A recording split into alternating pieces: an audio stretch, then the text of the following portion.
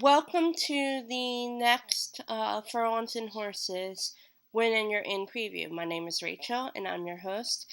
Today I will be previewing the Gold Cup at Santa Anita, what was formerly known as the Hollywood Gold Cup. There's a field of 7 entered, so let's take a look at them.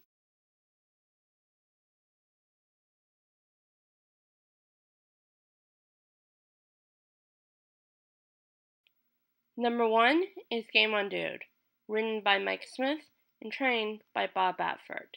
He's by Awesome Again, and he's also won 2 Hollywood Gold Cups in a row. And even though that this is a change of venue from Hollywood Park to Santa Anita, the race is the same. So he would join Native Diver and Lava Man as the only horses to win this race 3 years in a row, should he win.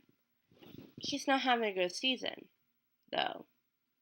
And that's because, yes, he won the Santa Anita handicap, but he did not run well in his first race of the year. And in the Charlestown Classic, which was his last race, he just, for some whatever reason, faltered in the stretch. He did finish second, but I don't think a lot of people thought that it was that great of a second place finish for him, especially since the horses that he was facing weren't top quality horses. It would not surprise me at all if he were to go gate to wire to win the race, but I just feel that he may be over the hill now. Age has finally caught up to him at 7. That being said, a lot of people thought that he wouldn't win the Pacific Classic last year, and he did. A lot of people thought he wouldn't win the Santa Anita Handicap earlier this year, and he did. So, if he can do it a third time, that will be awesome. Me personally, I don't think he can.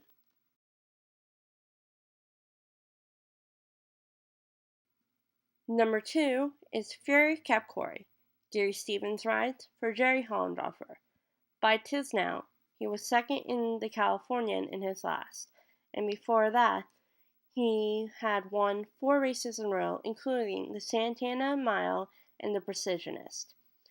He seems to be rounding back into form after a so-so 3-year-old year. He had shown promise at 2, so-so at 3, and seems to be on solid ground now at 4. I don't know if he can win this race because it is a little bit of a step up for him. But he is a serious challenger to hit the board, get at least third, maybe second. If he wins this race, like Game On Dude, I will not be surprised. I don't know if he's up for that challenge right now. Maybe down the road in the Pacific Classic at Del Mar, he might be a better candidate for that race than he will for the Gold Cup.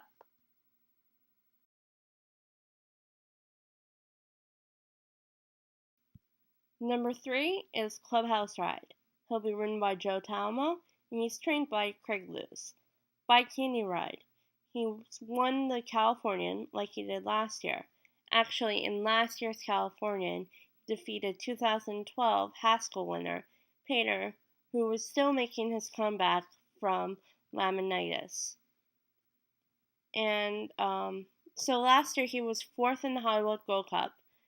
He seems to be better on a synthetic surface than he does dirt.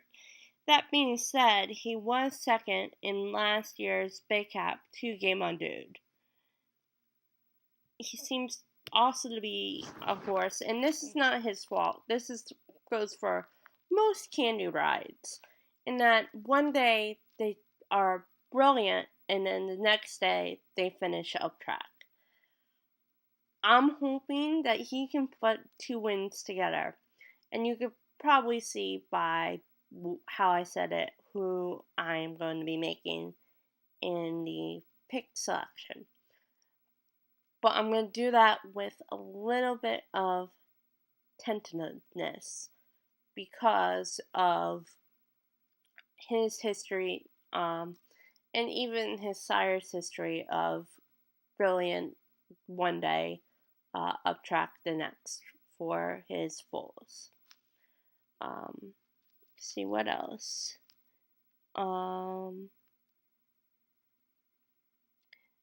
As I said, he has a serious chance to get into the winner circle in a Grade 1 race.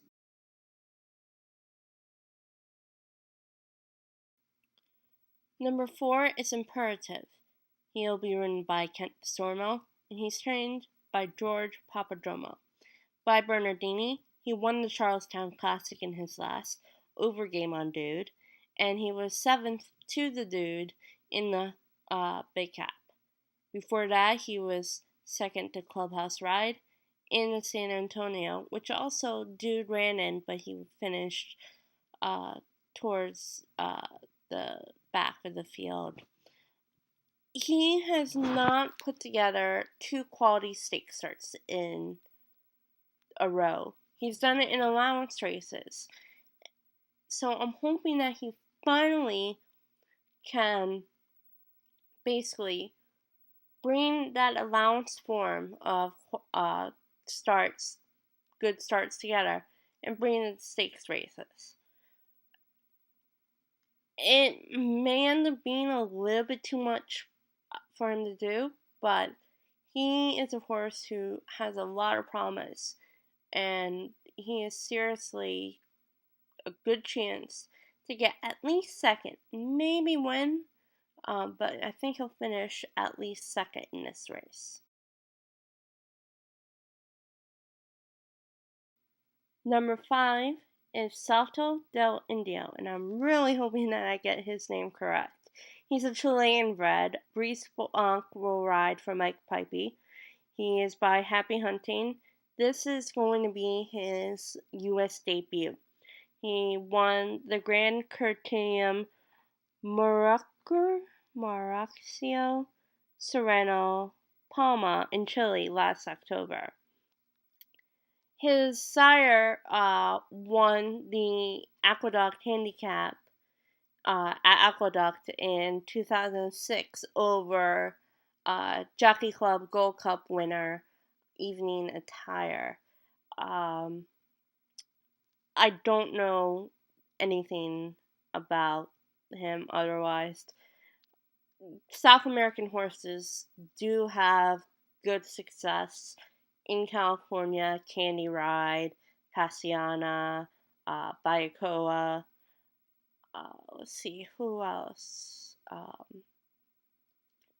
None I can think of off the top of my head right now. But hopefully he can bring that South American form to North America. There's actually another horse who I'll be talking about in a little bit who has similar challenge ahead of him for this race. In theory, this is a good spot with him. The problem is that even though he's not probably a top horse anymore, the dude's in here. So I think a good finish for him would be about 2nd or 3rd. But because of the unknown, I am not going to put him any higher than 4th.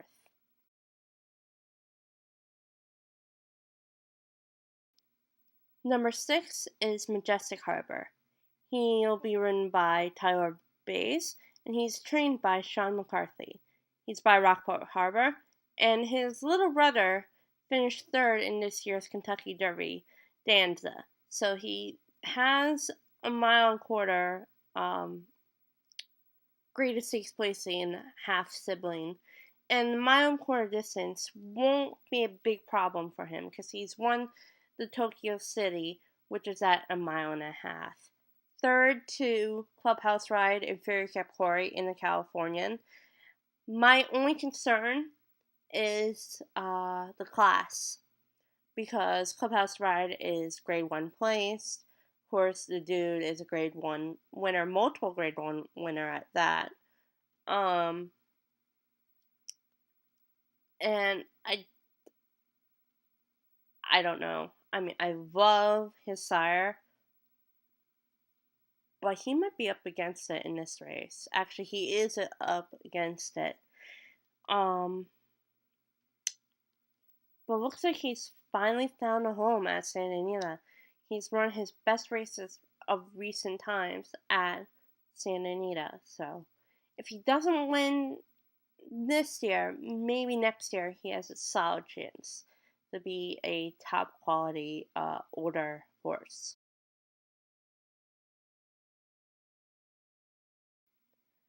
Finally, there's number 7, Literus, and I'm hoping I'm pronouncing this correctly. Juan Enriquez rides for Peter Miller. He's by Mizzenmast, and this is going to be his first start in the U.S. He is a stakes winner in Peru, including the and I'm just gonna to hopefully pronounce this somewhat correctly, the Gran Primo Asociación Latinoamericana, the Jockey Club's a Hippodromos, and that's in Peru. He won that earlier this year. His female family has produced a horse who has sired a mile and a quarter winner, and that's Boundary. And of course, Boundary is the sire of Big Brown. That being said, I believe Boundary was a sprinter during his racing career. I believe he sixth placed in sprints, including the Tom Fool. So how Big Brown became a mile quarter horse was kind of interesting. That being said, Smarty Jones also did not have a mile quarter pedigree. California Chrome, Funny Side kind of did on his female family. But I have no clue what to think of Literus. He is by Mizzenmast, which will help, as I said. Like Salto de Indio, I'm thinking he finishes probably no higher than 4th. He may be a surprise and win the whole thing, but I don't think so, just because of who's in the race and who will be the favorite.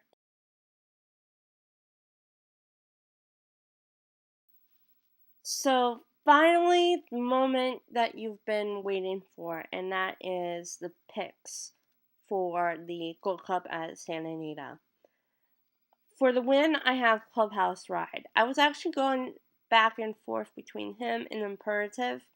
I chose him just because he has better grade 1 form with that runner-up last year in the Big Cap. I have Imperative finishing in 2nd, but I'm kind of hoping he gets the win. I feel like he might end up being a better horse. He's younger than Clubhouse Ride, and Game on Dude, of course.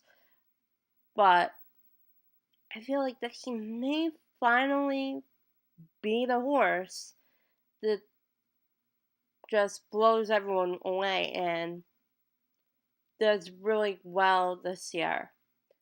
And then in 3rd, I have Fury Cap Corey.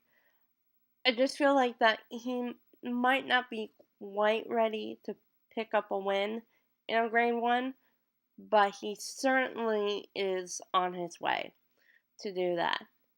Of course, the dude could surprise everyone, including myself, and just win this race gate to wire, and I wouldn't be entirely surprised about that. So that's it for the When You're In preview. Good luck to all, safe travels to all the horses, and hopefully everyone returns safe and sound. And I will be back next week with a recap of not only the Gold Cup, but the Mother Goose video, which I'm hoping to put up hopefully tomorrow. And the two other win-you're-ins this weekend. One's in Chile, and the other is in Japan. So until then, bye.